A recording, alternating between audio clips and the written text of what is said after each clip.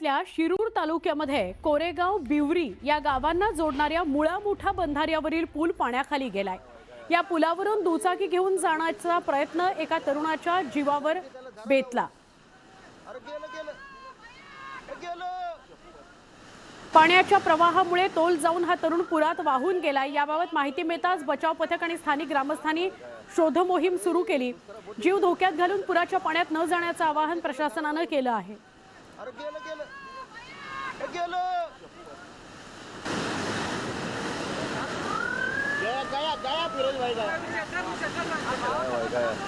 अरे ये दुसरा बोट डेंजर जाईन ते त्याला धरा जाऊन। अरे गेलं गेलं गेलं। पुणे जिल्ह्यातील डिंभे धरणातून 20,000 क्युसेक प्रति सेकंद या वेगाने पाण्याचा विसर्ग सुरू केला गेलाय। त्यामुळे घोड नदीला पूर आलाय। या पुरामुळे बेल्हे जेजुरी महामार्गावर लाखनगाव चांडोह इथला पूल पाण्याखाली गेलाय। शिरूर आणि आंबेगाव तालुक्यांमधील संपर्क तुटलेला आहे।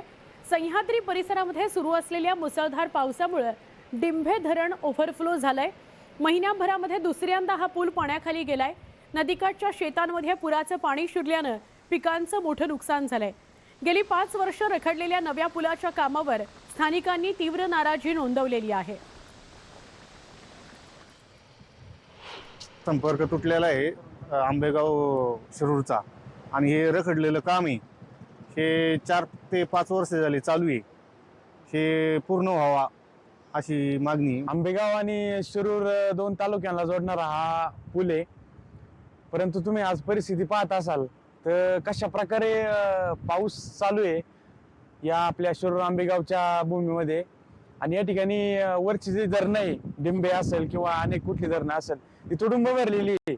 आणि आज जर परिस्थिती जर तुम्ही पाहत असाल तर या पुलाची परिस्थिती पहा काय आहे। पुलावरून पाणी चाललेलं आहे, तुम्ही पाहू शकता ही परिस्थिती काय आहे।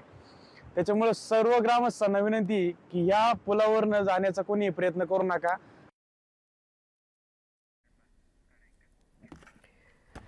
जळगाव जिल्ह्यातील भडगाव तालुक्यामध्ये झालेल्या अतिवृष्टीनं 63 गावांमधील शेतीचं मोठ्या प्रमाणात नुकसान झालं।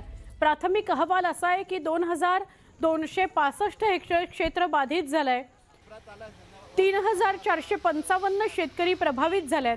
अतिवृष्टीमुळे कापूस, मका, केळी, सोयाबीन, लिंबू या पिकांना मोठाच फटका बसलाय।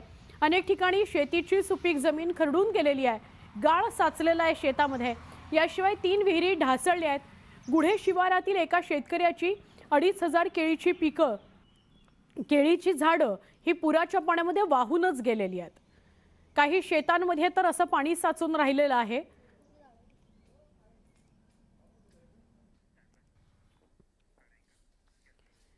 नागपुरामध्ये एका खाजगी रुग्णालयात 6 महिन्यांच्या गर्भवती महिलेचा मृत्यू झालाय। प्रियंका पोटदुखे असं या महिलेचं नाव आहे। उपचारांमध्ये हलगर्जीपणा झाला असा गंभीर आरोप नातेवाईकांनी केलाय। वेळेवर डॉक्टर उपलब्धच नव्हते, योग्य उपचार मिळाले नाहीत असा दावा त्यांनी केलाय। या घटनेनंतर संतप्त नातेवाईकांनी रुग्णालयात गोंधळ घातला, प्रशासनाला जाब विचारला। या प्रकरणामध्ये हुडकेश्वर पोलिसांनी योग्य कारवाई करण्याचं आश्वासन दिलंय। रुग्णालय प्रशासनाकडून अद्याप कोणतीही अधिकृत प्रतिक्रिया आलेली नाहीये।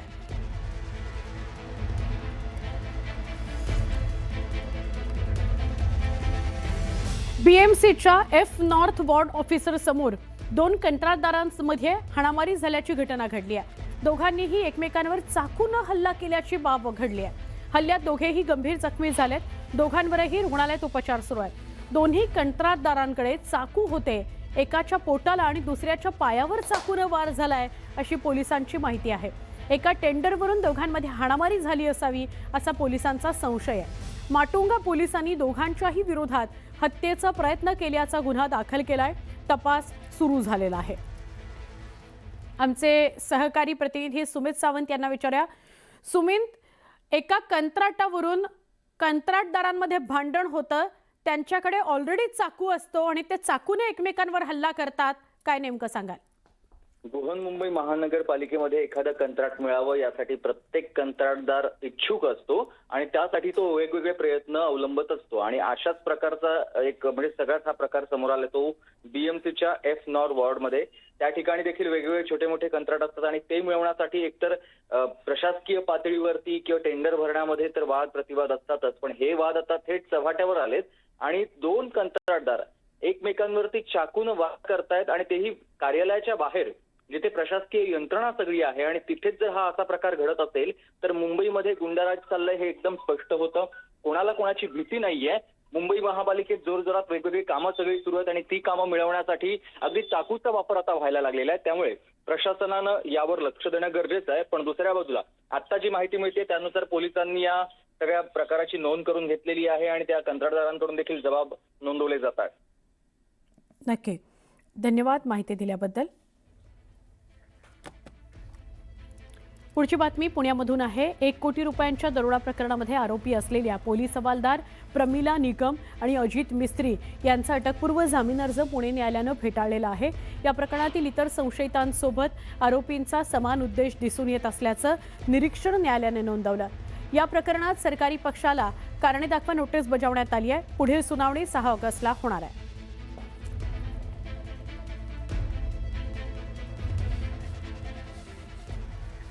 पुण्यातील गोखले इन्स्टिट्यूटमध्ये माजी पोलीस अधिकारी भानू प्रताप बर्गे यांनी सुरक्षा कर्मचाऱ्याला मारहाण केल्याचा व्हिडिओ सोशल मीडियावर व्हायरल झालाय.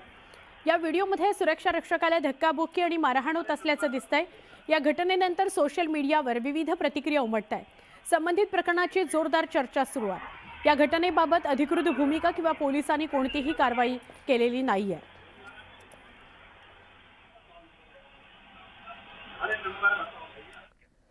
बातमी आहे लातूरची. औसा शहरात एका दुचाकी शोरूम जवळ 2 गटांमध्ये झालेल्या किरकोळ वादाचं रूपांतर हाणामारीमध्ये झालं. या हाणामारीचा व्हिडिओ सोशल मीडियावर व्हायरल झालाय.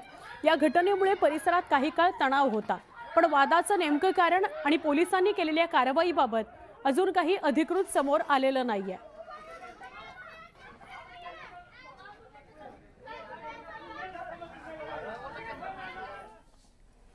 पुढे जाऊया. धाराशिवमध्ये किरकोळ वादातून 2 गटांमध्ये तुंबळ हाणामारी झाली. वाशी तालुक्यातील तेरखेड्यामध्ये हा प्रकार घडला. वाढदिवस साजरा करण्याच्या कारणावरून हा वाद झाल्याची माहिती आहे. मारहाणीत यावेळी 5 जण गंभीर जखमी झालेत. यांच्यावर रुग्णालयामध्ये उपचार सुरू आहेत. चक्क गावातील लाईट बंद करत वाहनांची तोडफोड करण्यात आली.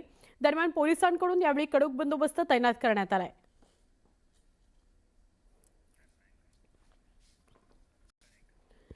नांदेडमध्ये 10वीत शिकणाऱ्या 2 विद्यार्थ्यांनी आपल्याच वर्गातल्या मित्रावर चाकूनं हल्ला केल्याचा प्रकार घडलाय. नांदेड शहरातील अर्सजन या शाळेमध्ये आवारात ही घटना घडली आहे. हल्ला करणाऱ्या एका 16 वर्षाच्या विद्यार्थ्यानं शाळेच्या दप्तरात लपवून चाकू नेला होता. जखमी विद्यार्थी आणि हल्ला करणारे दोघे एकाच वर्गात शिकतात. त्यांच्यात काही कारणानं पूर्वी वाद झाला होता. याच कारणातून ही घटना घडली. जखमी